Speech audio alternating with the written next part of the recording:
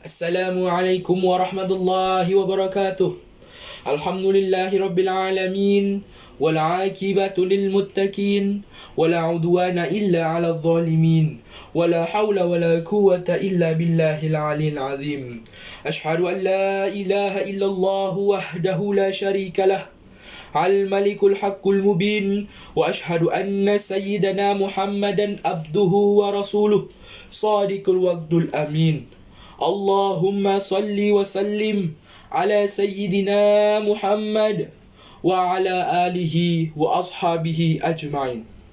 Sidang hadirin yang dirahmati Allah, marilah kita sama-sama meningkatkan ketakwaan kita kepada Allah Subhanahu wa taala dengan sebenar-benar takwa, kerana sesungguhnya takwa itulah sebagai bekalan kita untuk menempah hidup yang bahagia di akhirat kelak.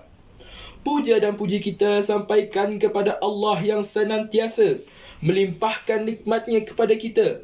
Di antaranya nikmat yang paling besar diberikan kepada kita adalah dilahirkannya Nabi Muhammad sallallahu alaihi wasallam sebagai nabi dan rasul untuk menunjukkan kita, membimbing kita, membawa kita menuju jalan yang benar, iaitu jalan menuju Allah Subhanahu wa taala. Nabi Muhammad sallallahu alaihi wasallam menyeru kepada umat manusia keseluruhannya dan mengajak mereka untuk menerima kekuasaan Allah Subhanahu wa taala tanpa menyekutukannya dalam apa-apa bentuk sekalipun. Rasulullah sallallahu alaihi wasallam telah memperuntukkan sebagian besar hayatnya untuk menghapuskan kekufuran dan menegakkan agama Allah secara menyeluruh. Rasulullah sallallahu alaihi wasallam telah membuktikannya melalui penubuhan negara Islam yang pertama di Madinah.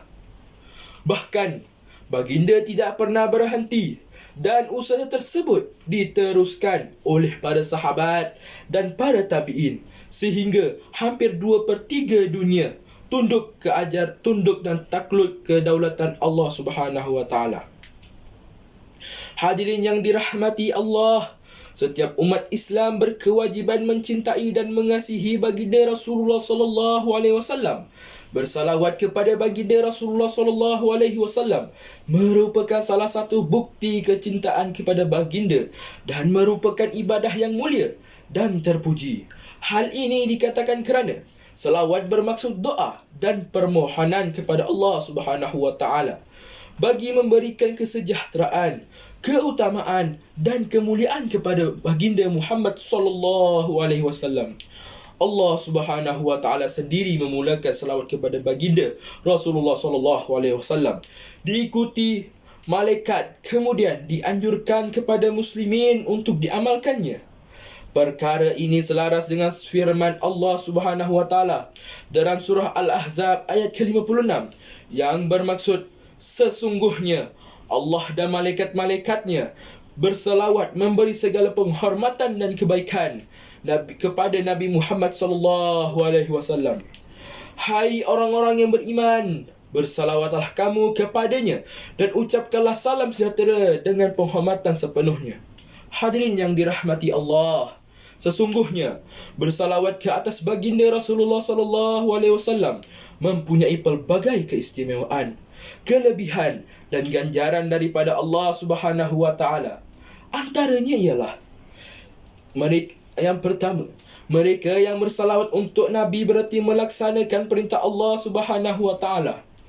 Salawat yang diucapkan dan akan mendatangkan rahmat dan keberkatan kepada pembacanya. Allah Subhanahu wa taala akan mengangkat darjat orang yang bersalawat 10 tingkat lebih tinggi dan akan mendapat 10 catatan kebaikan serta akan menghapuskan 10 dosanya. Salawat dapat menghapuskan kemiskinan, kefakiran kepada pembacanya. Salawat juga dapat menyucikan jiwa kepada pembacanya dan akan mendapat keampunan Allah serta ditutup keaibannya. Oleh hal yang demikian, kita sebagai umat Islam adalah sangat digalakkan berselawat kepada baginda Nabi Muhammad sallallahu alaihi wasallam bagi memperoleh manfaat kebahagiaan di dunia dan akhirat.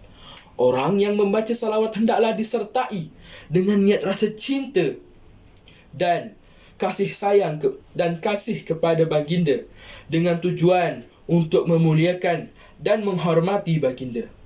Lafaz salawat ke atas baginda sallallahu alaihi wasallam cukup mudah dan tidak mengambil masa yang panjang untuk mengucapkannya, iaitu sekurang-kurangnya dengan menyebut lafaz Allahumma salli ala Muhammad wa ala ali Muhammad. Justru bagi mengakhiri khutbah pada kali ini, saya ingin mengingatkan kepada hadirin sekalian bahawa kita dapat menentukan nasib kita di akhirat kelak.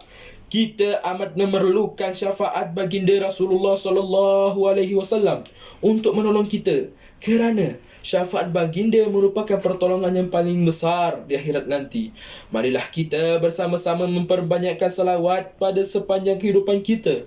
Semoga kita tergolong di kalangan orang-orang yang akan memperoleh syafaat baginda Rasulullah sallallahu alaihi wasallam. Firman Allah dalam surah At-Taha ayat 109 yang bermaksud pada hari itu tidak berfaedah syafaat dari dan kepada sesiapa pun kecuali dari orang yang diizinkan oleh Allah yang melimpah-limpah rahmatnya dan kepada orang yang diredai perkataannya.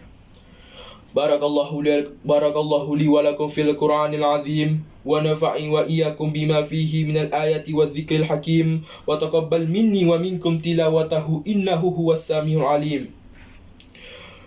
ولسائر المسلمين والمسلمات والمؤمنين والمؤمنات فاستغفروا فيا فوز المستغفرين ويا نجاة التائبين.